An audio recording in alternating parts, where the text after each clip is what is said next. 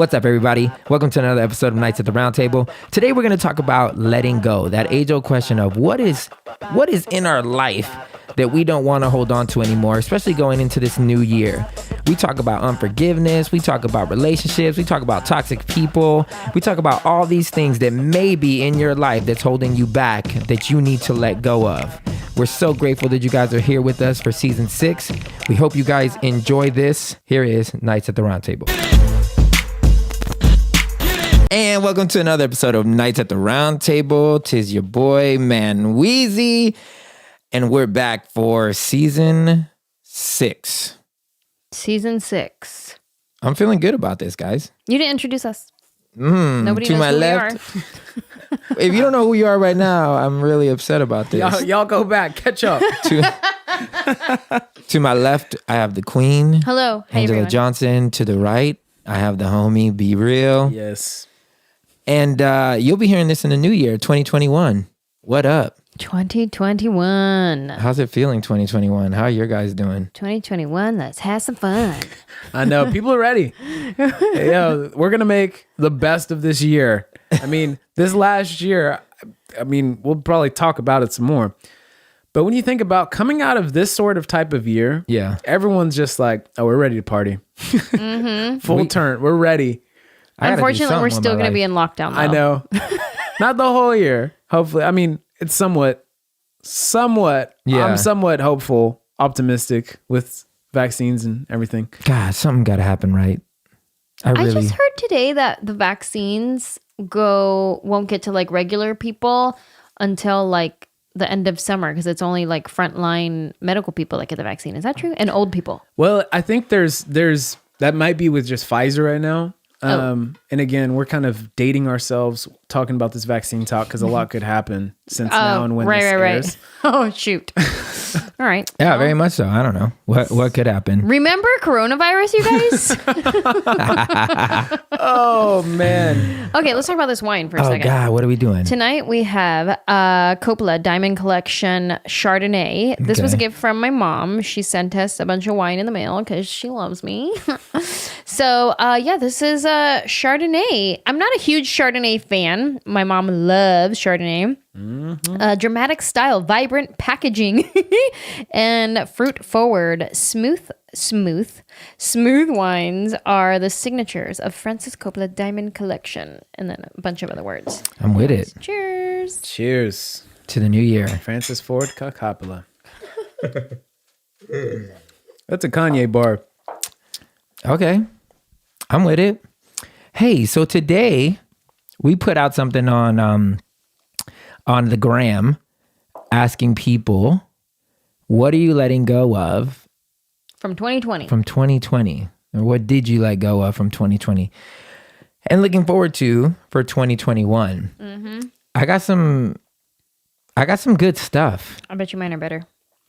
Look, my previous construct for relating to God. God is already everywhere. That's good. That is good good. Just sit on that one for a minute. It's a good one. My previous construct for relating to God is already everywhere. I can relate to that. Yeah, that reminds me actually one of my favorite worship songs by Will Reagan on the album Tell All My Friends. There's a song called Let You Go. And it's kind of like this song Speaking that's being offered of a prayer. He goes, help me let you go. Help me to give up control of the God I've made you and the fear that has contained you. My fear that has contained you. Help me let you go. Help me give up control of the God that I've made you. Think about a lot of times the systems that we create to relate with God. Sometimes, unfortunately, they are these boxes of fear that we've put God in. But it's also these systems where we try and control God and we make God what we want God to be. Yeah. And that's the crazy thing about God is he will literally let you put him in a box. Yeah. That's also the scary part about it too. Wow. It's funny. It reminds me of when certain lingo that we use, when we would worship and say, God filled this place, or certain terminology where it's like, more of you, more of Less you, of me. more of you, less of me. We just invite you, God. Yeah. Here. And it's contradictory to the idea that he's in us, that he's already there. And the real thing we should be saying is probably just less of us. Not even less of us. I would say not even less of us. I would maybe say like more awareness of you here. Way to put it. Let God give us more awareness of how real you are in the fabric of who we are. Yeah. Give us more awareness of your presence within. I would say that. Yeah. Yeah, that's a good way of stating it. There's so many things in that realm that it's easy to say that literally kind of messes up our theology. It really does. Because you start thinking that he's out there somewhere. And it's easier to do that. It's like he's there and we're trying to find him. Yeah. And if we're good enough, we can find him or he'll inhabit us if we're good enough. If we're holy enough, we could experience these deeper things with him. And in a lot of ways, I think what Ange said was so important of like, it's literally becoming aware of the story that's already happening around you that you happen to be a part of. Yeah. Right? Nature, as we know, is the primary revelation of God. Yeah. Right? Scriptures would back that up. Romans 20. Right? You look at the Psalms. Like David is constantly contemplating on just how beautiful nature is, and it's always this reflection back on God.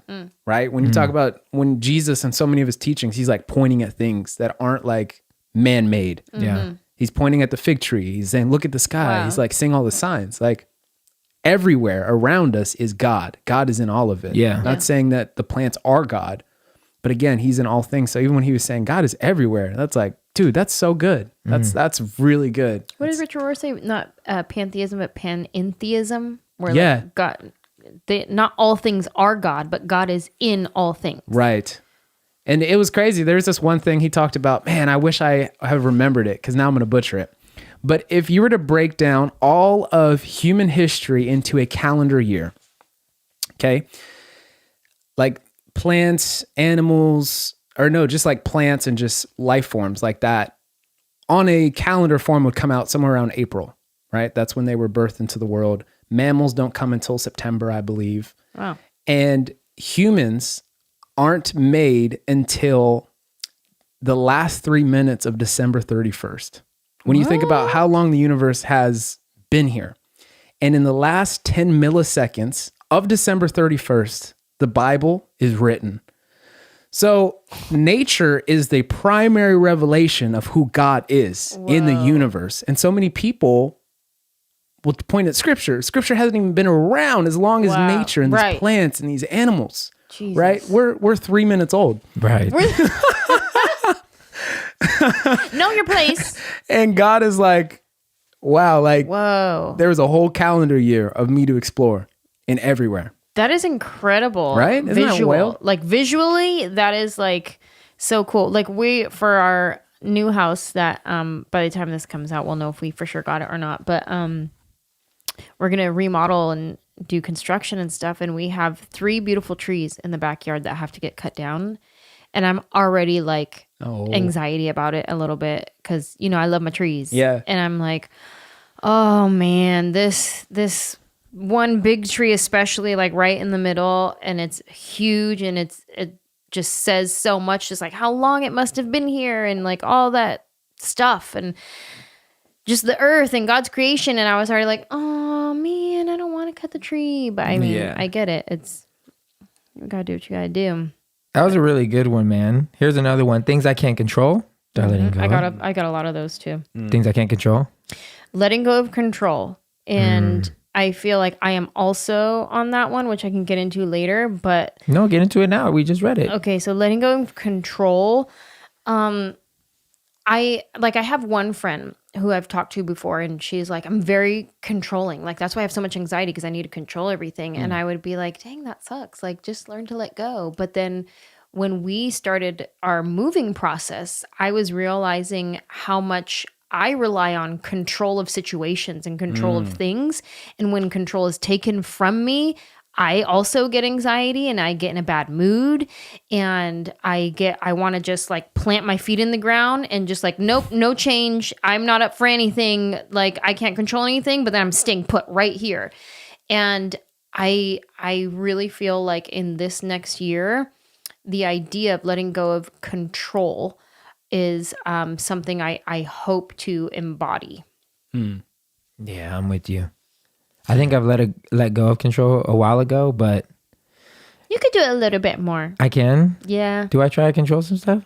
Yeah, because you're so smart is what it is. Yeah, Like, you're very educated. You're so smart and you're wise that you try to outsmart everything or learn it so that you can control. Like, that's almost like a form of control, is because you can figure it out in your brain because you're that smart, so you can control it. Yeah, but you think this year I've tried to control stuff? I think all the time, but it's Really? just a journey. I don't remember. The only thing I tried to control at the very beginning was the sale of the Nashville property.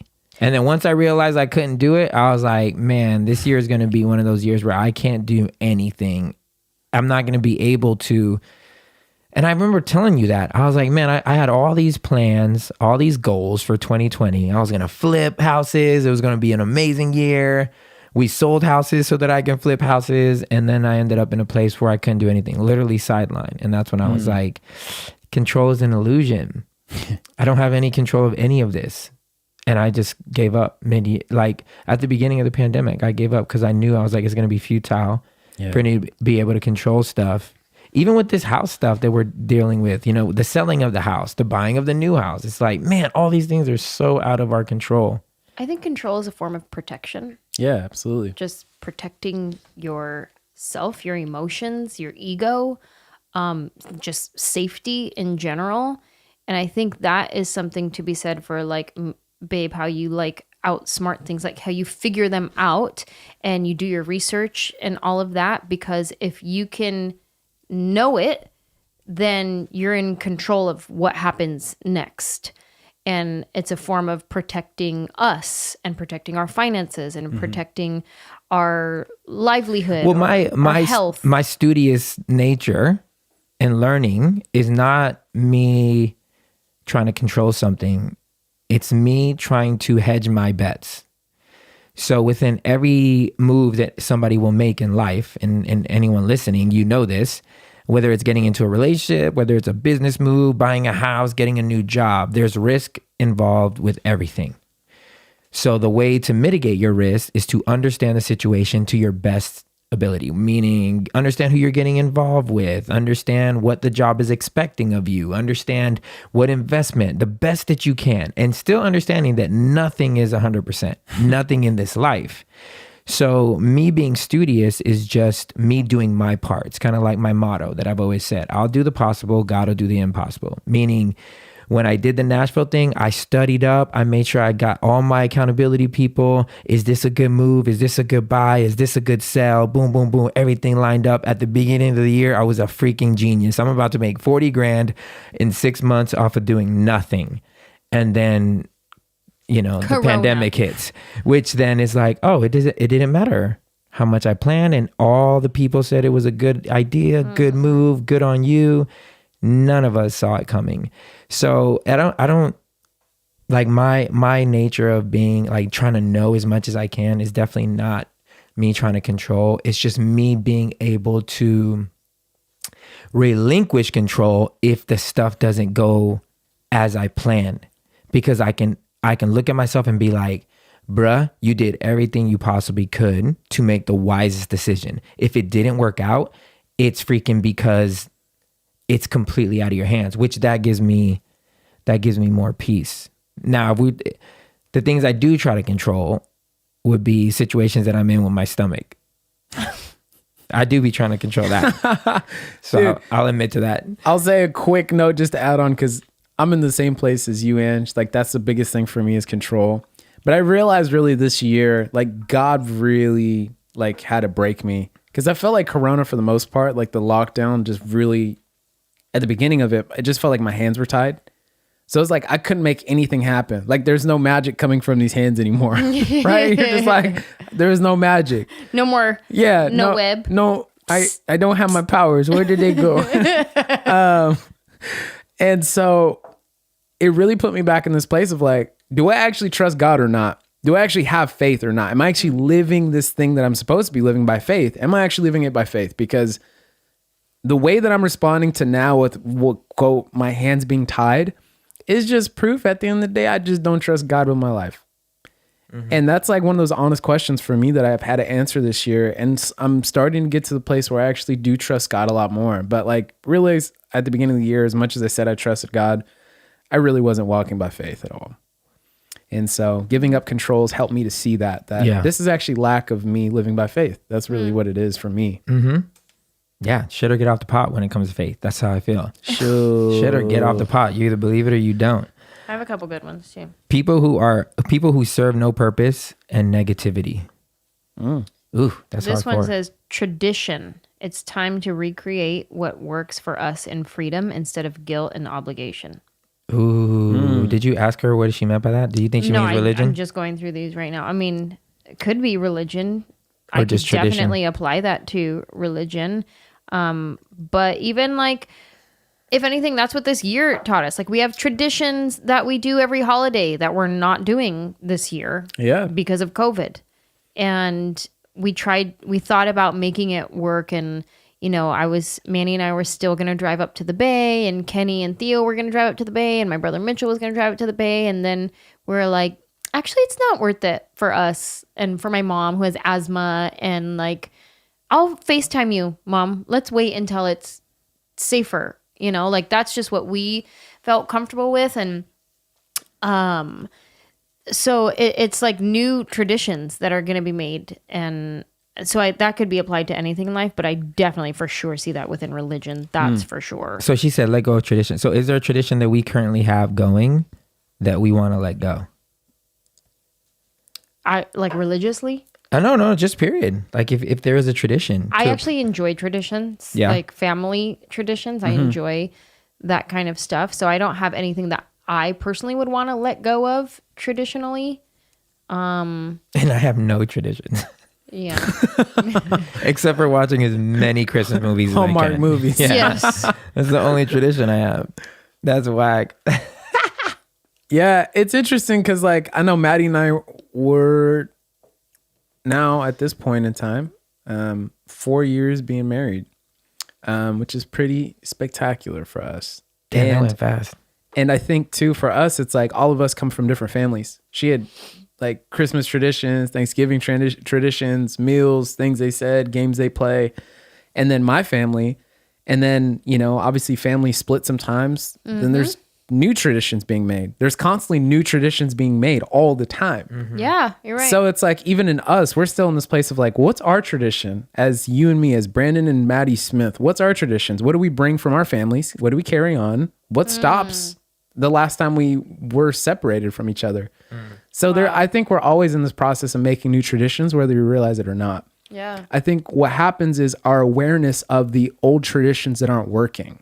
Yeah. That's always kind of the emphasis there. And we can see it very clearly. But I think we're such in a process right now, and everyone's just growing older, and just culture's changing and shifting so quickly. There's so much change happening. So Well, a lot of our members even hit me up and we're talking about, you know, because we did the episode at the end of last season, which was, you know, what does the church look like now? Yeah. And Sheesh. that tradition I think has changed for a lot of people, even people that probably work at the church. You know, the idea of what does church look like now? The tradition of, you know, going into a building, or the tradition of this or that. You know, it's completely different. Everything's different. So I think it's definitely ruined my idea of how we quote unquote interact with God and each other. For sure. Tradition gone. Anxiety, someone said. That's a good one. I have two back to back that say expectations. This one says expectations I think people have of me. And this one says others' expectations look like making decisions to serve my highest good without hesitation. So yeah, just others' expectations of you. I think that also lends itself to disappointment, like not wanting to disappoint people. Yeah. And that fear of, I definitely have that. I don't like disappointing people. And a lot of times that's why I'll keep my mouth shut in certain situations. And then there's times where I probably should keep my mouth shut, huh, baby? Yeah, sometimes you And I don't. But I don't like to disappoint people. And that's an interesting position for me to be in, somebody who is like a public figure, Right. who gets paid to say things of my own opinion and my own life and stories. And then when some people are disappointed, I've definitely let go of it over the years during this deconstruction process, for sure. Right. Because I would get a lot of that. And the word disappointed was a trigger word for me when I'd be scrolling through them DMs and people be like, I'm so disappointed in you. And I'd be like, ugh, like just arrow through the heart. And then now when people are like, I'm so disappointed, I'm like, oh, that's really heavy. You probably should not carry that. Like, disappointment is really heavy thing to carry. Yeah. No, I stopped caring about people a long time ago. I do care about, when I say I stopped caring about people, I mean people who say I'm disappointed in you. But I do feel a certain type of way with people that I care about. That's the only people when I disappoint someone that I care about. Sure. That's the only time it really affects me. Yeah. Like when I disappoint you, or I haven't disappointed my parents in a long time. Yeah, me either. Actually, I did disappoint my mom recently when I had funky energy and they came to visit and they were real disappointed. And then I was disappointed that they were disappointed because I was going through a hard time, but whatever. But yeah, what were you going to say, Brandon? I was going to say, yeah, that's my kryptonite. Like being an Enneagram 3, I'm such a people pleaser just naturally. So that like, it's weird. And I've never made the connection until literally just this moment. And it might not even make sense. So if you're listening to this, give me some grace right now. I think the last like 4 or 5 years of me doing some deep ego work on myself, it's really broken me free from having to please other people and their expectations of me. Because that's really like at the root of it, for me at least, I can only speak from my own experience, making other people happy and them feeling comfortable with whatever it is about me makes my ego feel very good. So when I am like doing this ego work and there's ego death, there's less of a need for me to have all these other people around me say cosign on my life and cosign on the values that I live by and cosign on my decisions. Because at the end of the day, I actually don't need that from you anymore. Now, again, not to say I'm completely like past that. I'm not. I'm still a disappointment to some people and I still get that, but it just doesn't hurt as much anymore. Yeah. Yeah. For me. Well, definitely when you understand where you're at and who you are and your motives for doing things, I started telling people online every time they say stuff like they're disappointed, especially all my old fans. I take it and I'm like, man, the things this is what I'm realizing, the things that come out of people's mouth have a lot more to say with where they're at in life than where I'm actually at. They see me through how they see God. So they're putting on me the same type of limitations that they believe God is putting on them, and then judging me through that lens. So it's so much more telling. I can tell how certain people's conversations go with God. Like they're probably riddled with guilt, riddled with a heavy burden of not being able to perform. Yeah. Because they think something as small as a word or a music video will cast them out of God's, love. And it's kind of crazy. It really is kind of crazy. The people telling me how my soul is doomed because of my ghost stories that I do. Oh my God. Yeah. It's a unique thing because it's like for people, like when you have any sort of influence over their life or a platform at all, people, whether it's a big way or small way, they make you an icon, which is literally when you translated that, it's a window. Icon living. Right. I always think of that Jaden Smith. I'm just an icon living. I remember when we saw him perform in concert. Oh my God. You were like, oh man, he was like, oh man, this guy.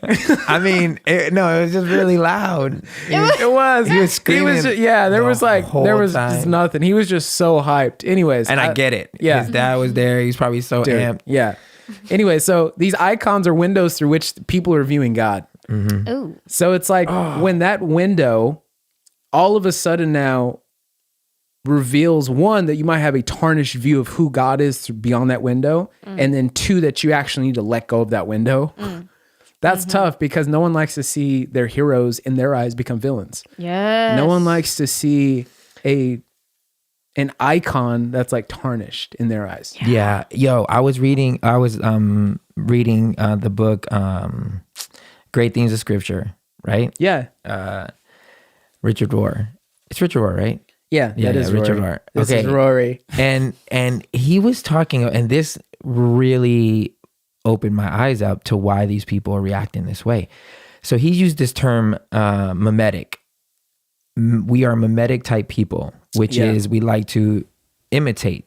We are naturally imitators. We imitate everything. So whoever is influencing you, you tend to imitate. Whoever it is that you're listening to, you tend to imitate. Uh-huh. And so because of this, he's like, we can't not imitate each other, which is why we push certain people into positions of celebrity, or with the church, it was saints, like they had saints, the Catholic Church would have saints that they prayed to. And the goal was to provide someone to mimic. Their life is something that we should live up to, which is why they prayed to them. And it made me realize, like, oh man, this is why so many people are thrusted up into a limelight or into a pedestal that's not realistic and not even of their own doing. It's we as are in our DNA to try to see someone that's talented, or see someone that's smart, or see someone that's beautiful. We put them on a pedestal. Then we start to mimic who they are, their mannerisms, how they're way. So for some people, it's their church, or it's their pastor, or it's whoever they're following online. And we mimic them in order to somehow find a resemblance of order and structure in your life. And if you can as closely mimic this idea that you think is true and right and good, then you're on the right path, whatever it is. If it's you just trying to be pretty and you can get the right curves, or if it's you trying to be holy and you can check all the boxes, then you are now, mimicking what it is to be quote unquote good. And I think too, like, we look at 2020. So this thought too of the mimetic desire actually comes from the French historian Rene Girard. And he wrote this book called Violence and the Sacred, which is, if you ask Willie Matt about Rene Girard, he'll have a ton to say, because that's like one of his favorite guys. But when you think about 2020, you think about how much we've seen that. People see a crowd do something, they follow along blindly to that crowd because they're mimicking whatever the desire is, or whatever these people are fighting for. Deep down inside, they're not really with the cause at all. We see this on both sides. We see people show up to protest because it is what everyone else is doing. We see people take a stand hardcore on, quote, election fraud, knowing deep down inside there wasn't, but because everybody else in their circle are so fighting for it, they're going to fight for it because they're going to mimic the behavior. One of the things that is mimicked the most, and we see even in scripture time and time again through the arc and the timeline of human history, is violence. Violence is one of those things that is the most mimicked behavior. Wow. Right? And it's interesting because Rene, he goes into that, and he talks about that in one of his other books called The Scapegoat. And so that's a really good thought, though. Yeah, I freaking loved it. Go ahead. A good thought, to like bringing it back to like that, the ghost stories, and like people being like, oh, damn your soul to hell and good luck to you and all that kind of stuff. And the idea of somebody wanting to mimic me. Like, I had this woman leave me a comment on one of my ghost stories thing, and she's like, I think it's time for me to unfollow you. And I was like, okay, do whatever you need to do for yourself. Like, if that's what you feel you need to do for yourself, do that. Protect yourself at all costs, all the things, whatever. But it's almost like that kind of thing. Like, I've put you in this position in my life where I mimic you. And now you're doing something that I feel guilty mimicking, or I feel that's not authentic to me, or that's bad, or that's wrong. So I can't mimic that. And I've put you in this place in my life. And so that's just what that reminds me of, is the woman. It's could be judgment, but also could be that, like, oh, I can't do that. That's bad. Yeah. No, whenever your hero steps out of line on what you think they should be doing, then it doesn't matter, like, if they're actually good or not good. It only matters that they no longer fall in step with what your idea of good is. Right. It's very toxic to think like that. Letting go of toxic people. There you go. My insecurities. I got that one a lot too. This one was interesting. Hope and faith. Letting go of hope and faith. She's like, I'm out 2020. Too hard. Good luck. Shit sucks. That's tough. That's a tough way. She's out. She's out. This one was good by one of our Patreon members.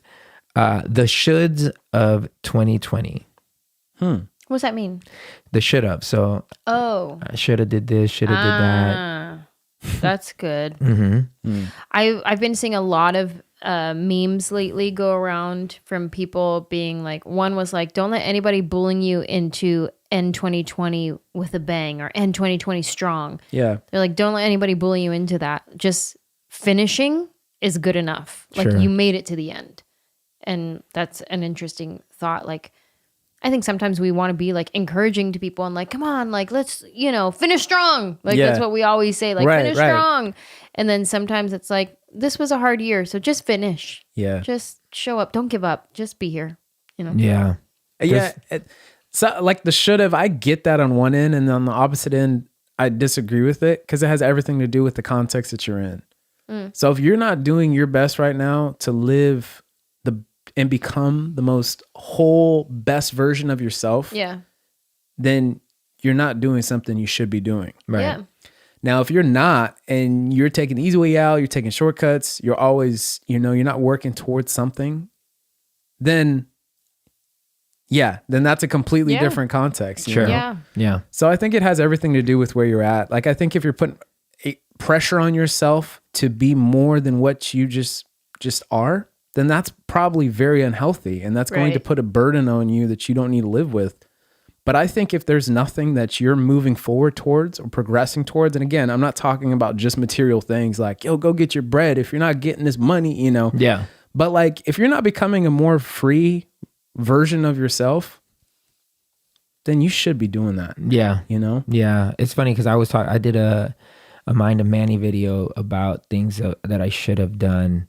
And it's always, I always laugh at the amount of people, including myself, who, when giving advice or when talking to someone else, really lean on their wisdom in hindsight. Like, you pass it and then you look back and you speak real confident on what things you should have done or other people should be doing. And you forget that there was a time where you were in that situation and you were not doing what you're telling people to do. Yeah. So there needs to be an extension of grace. And I always get upset because there's people that I talk to now that I'm like, they learn a little bit of information and now they're preaching at me real hardcore about what I should be doing. They're a guru now. They're like so into it. And I was telling people like, it's easy to look to the left and look to the right and see other people who are doing what you think you should be doing and succeeding at that. And then you place that level of expectation and disappointment on yourself, unknowing that God just has a different path for you. Like your path to understanding and revelation is just it can't be the same as everyone else. Yeah. It has to be something different because the way you're wired is different than other people. So I just started like really asking myself, maybe this is for everybody, like, what is my end goal? Like, to the best of my ability, what's I think is going to make me happy.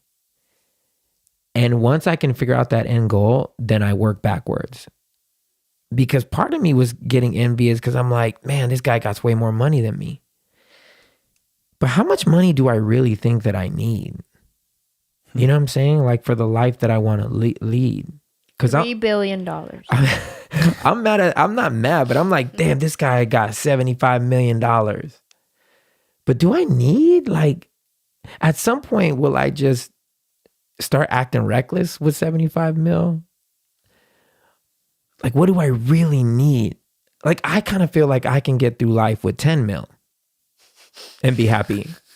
I mean, we can get through life with where we're at now. But I'm saying, and even less. But what I'm saying is, like, as far as goals are concerned, like, I'm like, all right, if I 30, yeah, I want $30 million. All right, at least. Well, it depends on how big you're. That's what I guess that's for every person. Because to me, I'm like, 30 million sounds cool if I'm trying to buy a $5 million house. Because obviously 10 wouldn't be enough if 5 of it just went to a house. Right. So 30 sounds better if you're trying to get a 5 minute, but I don't really care about houses. I'm really like looking at myself, at least houses that I live in. I don't need a house that's so big that I don't go into any of the rooms, Yeah, I don't want except for that. 4 of them, you know?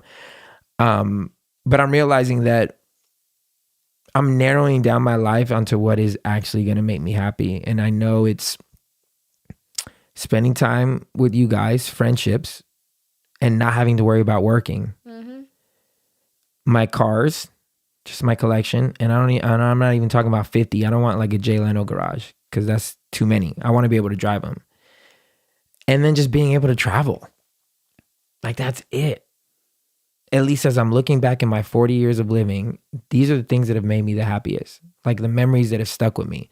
Friends, traveling, and then experiencing nature and the world behind the wheel of a fast car that I can appreciate the engineering that went into this car, you know, like, cause that's how when I'm in a car, like this is all I think about. Like, man, somebody built this thing and this is amazing. And so when you look at that, it's like, man, how much do I really need then? And it just kind of helps me like not chase what everyone else is chasing. Because everyone wants a lot, but they don't know what that number is. Yeah. Like I don't need like a 15-bedroom house.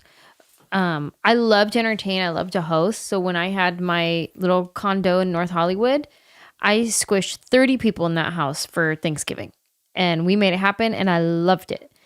But I will say when we moved to our house in the hills, that was 4,000 square feet and multiple bedrooms and big, huge kitchen and dining room, whatever. And we could fit same amount of people in there, but with way more room. It was way more comfortable. And I did enjoy that. Sure. So like I will make do with whatever I have, of course. And that's part of the transition season that I'm in right now. But like we went from a 4,000 square foot house to a 1,200 square foot house. Sweet Jesus. Airbnb. And it's actually quite cozy and charming. And like, I really enjoy it. I really enjoy that I just take 4 steps and I'm already in the kitchen from my bedroom. I don't enjoy not having access to put stuff places, but it is fun to be so close. Like we literally walked 3 feet. There's the bathroom. Yep. I woke up. I rolled out of bed. Yep. I was on the toilet. Yeah. Very interesting. But yeah, so it's, I get what you're saying. And at the same time, it's like I do want like a big house and a guest house and have all my family come because I'm Mexican. There's a lot of us. I want everybody to come. But technically speaking, we'll have that in the next house, right? But I don't need the 15 bedroom, like the left wing and the, I don't need all of that. Yeah. Yeah. What are you letting go of, babe? Should we get into what we're letting go of? I mean, I don't know how much time we have with we have her. plenty of we're only at 37 minutes. People are letting go of their insecurities.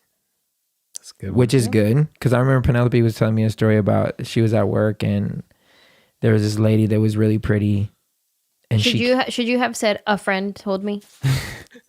No, man, ain't nobody. I mean, just whatever. So there was somebody that came to work, and I dated someone like this before. And if you're listening and you're that insecure person, I thought you were talking about the girl that you dated. No. Listen. If you're just an insecure person, I'm sorry. and you're a woman, and I'm speaking from a man's perspective, there is nothing more unattractive than a freaking insecure person, where you are constantly having to validate them and pour into them, and it's just like a hole in the bottom of the glass. Like, it's so frustrating and annoying. And I'm not trying to like shit on you. I'm just saying, if you are that insecure person, I think one of the most important things you can do is resolve to find out the bottom of it. Like, what is it, as opposed to continuing like to just have people accommodate your insecurities. Like, I can't roll with people that are insecure. I just can't. I've already learned my lesson. It's not for me.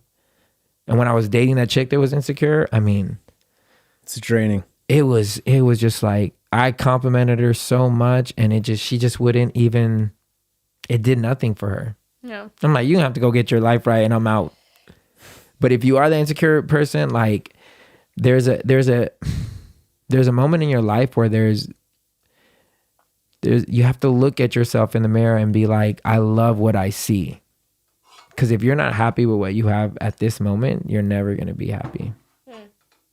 You're just not. I've been trying to remind myself of that. Like, when I look in the mirror and I'll look at my skin and be like, man, it's not like tight the way it used to be. And I used to get so many compliments on my skin. And then like, I'll look at like my belly is like more flabby than normal. Like I don't have the abs or whatever. And it's one of those things where like you can look at a picture of yourself, like, and you think you're super heavy, and then like years from now and you'll be like, man, I wish I was as skinny as I was when I thought I was heavy, you know, like, and it just keeps going and going and going. Like you're never happy. You're always comparing yourself to a prior version of yourself that was better back then, or what you want to be, or whatever it is. So I've been trying to practice having grace with myself when I look in the mirror and I see, oh yeah, my skin's not like super tight anymore. But when I'm in my late 40s, it's going to be even more loose than this. So let me just enjoy this now. When I'm in my 50s, it's going to be even more wrinkly. So let me just enjoy this right now. Yeah. And I'm trying to like practice that with myself. Yeah, and forgive me if I sound like I'm making light or it's easy. Like I'm just saying, hey, get over your insecurity. Snap, you're done. I'm not.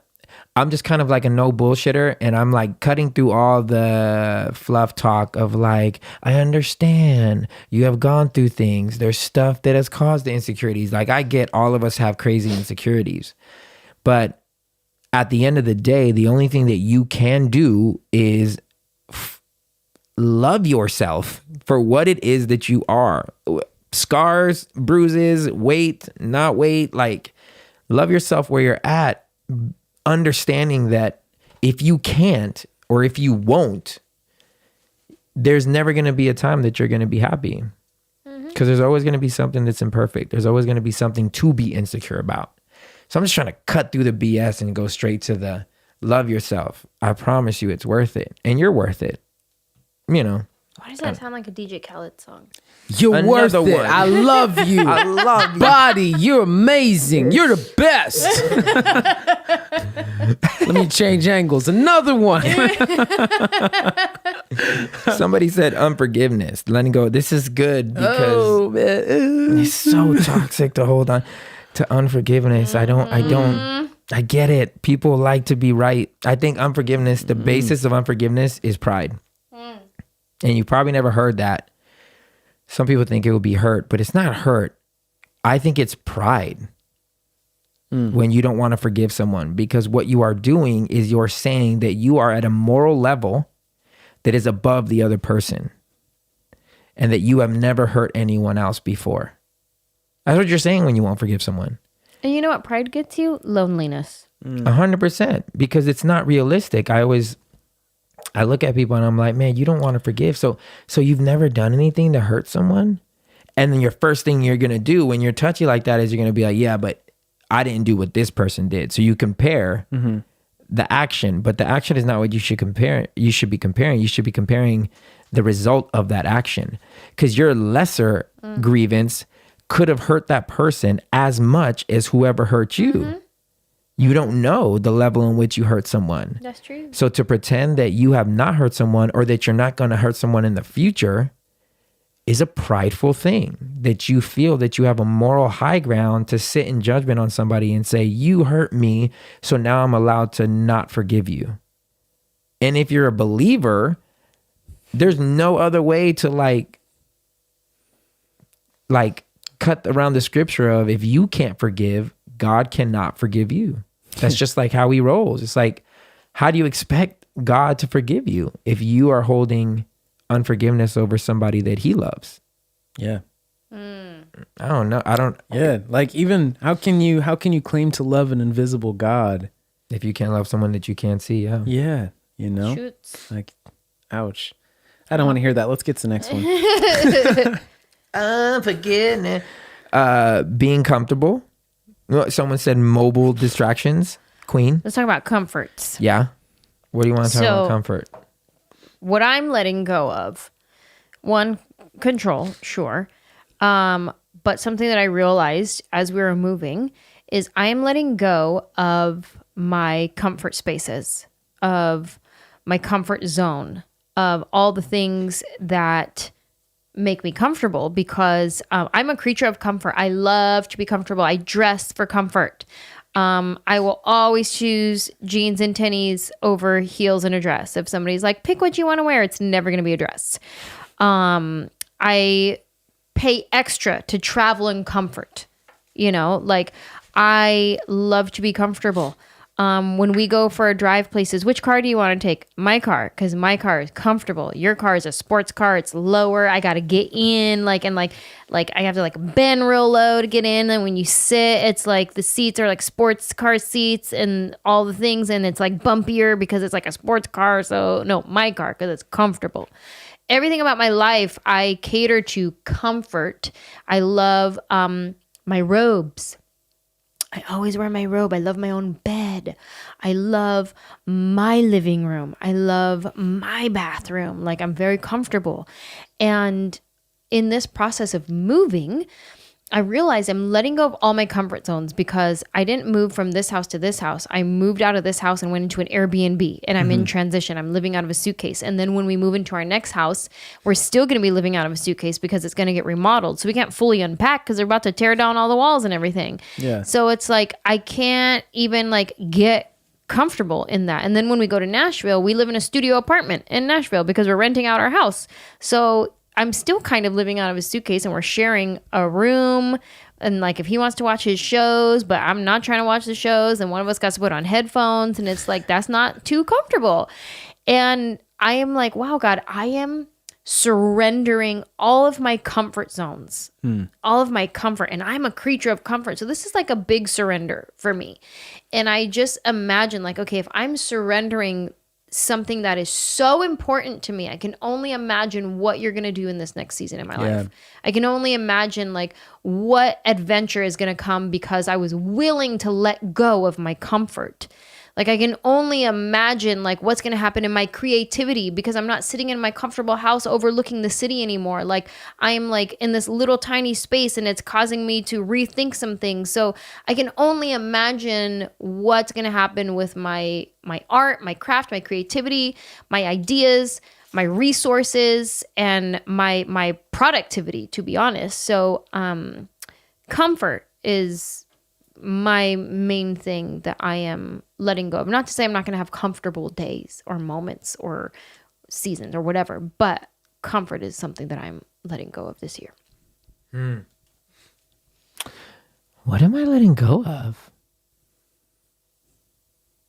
I'm gonna have to really think on that one. I probably You better let go of some stuff, babe. I'll let go of whatever I need to let go of to become a better person, babe. I ain't trying to hold on to nothing. I don't want to hold on to anything. I mean, I guess, the expectation of myself, obviously I had to let go. I'm so overcompensating this year. I'm calling my business manager, how much money do I have to throw into real estate? Because last year I didn't do anything. So she's like, Manny, one at a time. Don't throw all your money in real estate, because I'm ready to do deals everywhere. But I think I'm letting go of timeline. Yeah, my expectations of a timeline, when things should be happening. I would love for this year to be the year that my career explodes. I would love it, but if it doesn't, it's all good. I cannot put that kind of pressure. Especially when I learn from people's stories where they're you always hear this dude became a bazillionaire at 60. It took him 55 is when he became his whatever. Rogan just made his biggest deal. But how old is Rogan right now? You know what I'm saying? Probably mid 40s. How old is Rogan? Pretty young, mid 40s. Yeah. Is he? But you know what I'm saying? This feels very Rogan. Hey, can you check out? I know. Put it on the screen real quick. Oh man, I want to know how old he is. But he signed it. Just ask Siri. He signed his deal. I don't want to hear Siri, babe. He signed his deal now. You could ask in your phone because it'll play in 53 years old. You could have asked in Siri, and then she would have played in our headphones. He's 53. Wow. Oh. Whoa, he looks super younger than 53. So he just made his biggest deal at freaking 53. Good for you, Joe Good for him. Rogan. DMT Kai has some? Jiu-Jitsu. Think about that. I mean, I think Kai has some. he's been paid. He's been paid, but now he's like, He's being paid. Now he's made. He's in a different That tax boy bracket. made. He's generationally now paid. But if you think about that, like, I'm sure when he was 40, he wasn't like, Spotify's gonna come along and give me a 6-figure, not even 6-figure. That's freaking It's Yeah. 9-figure deal. Wow. If I just keep on this podcasting thing, Shoot. I just be thinking about how many Knights days. of the Round Table season 48, son. I think about how Just many. signed with Apple Music. I think about how many days that he wanted to quit the damn podcast. And it's hard. It can't be easy. Yeah, that's good, man. But anyways, that's what I'm letting go of. I'd say one thing for me, 2020, it let go of order in my life. And actually getting somewhat kind of comfortable with chaos. Things not panning out in the ordered fashion that I would love for it. Because, like, for the most part, I'm a pretty clean-cut guy. Like, things are very in order. If you look at my life, you look at my schedule, you look at my planner, everything is in order. You know what I'm saying? And then 2020, obviously, with Corona and everything happening, that took everything out. It was like, I don't even know what the hell's going on right now. I don't know when we're gonna go outside again. Let's do this puzzle, let's make this sourdough bread, and let's try this new recipe. All the things, and then it felt like I really caught my stride, and then everything was going really well, actually. Like, I was like, I'm okay with my life not getting from point A to point B in a straight line fashion, that like life with God is actually more like a bowl of spaghetti. Wow. It's like all these things going all these places, and we're making the best of this flavorful dish. Wow. Like, life is really spaghetti. And That's good. and that's what my life is like right now, it feels like. And then December comes, and my grandma passes, and my grandma Nina was like, we talked every single Tuesday on the phone. And that was really tough. And I remember this would have been December 17th. And we had her funeral, her memorial and stuff. And I'm standing in front of her open casket, and I'm sitting in the front row, and like, grieving in general is it is such a tough thing, like, that's why I'm so happy that Jesus put something like that in the Sermon on the Mount. Blessed are those who mourn, for they shall be comforted. That, like, grieving something is the toughest thing, because it means that you have to be honest with yourself. Like, grieving is really, am I in the place where I could tell the truth? That's really what it's about. And it's about holding space for that. And so I'm sitting in that front pew, and I'm thinking, this wasn't supposed to happen. Like, this year has been going really good until this point. I've made okay with the chaos. Like, we're cool now. And now you're telling me, God, that I have to let go now of this, like, this relationship that meant the world to me. So I'm sitting in the front pew, and I can't even, like, it takes me 45 minutes to actually stand up and walk to her casket. Because I knew once I actually saw her lifeless body now, this is real. I have to let go. And I didn't want to let go, because it's like everything has been going really good until now. And so I walk up, and it just, like, it broke me, because I was like, this is really real. And there's no me moving forward until I let go of this.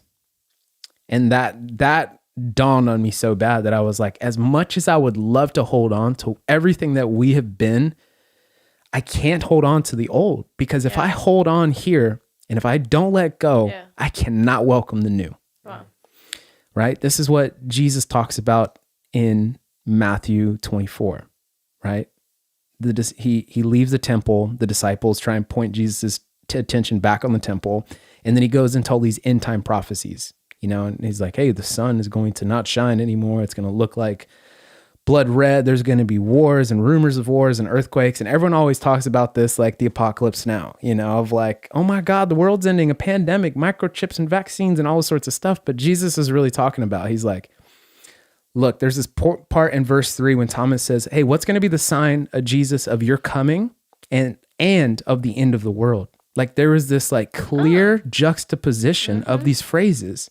And the actual root word there of Jesus' coming is parousia, which is translated as Christ's presence.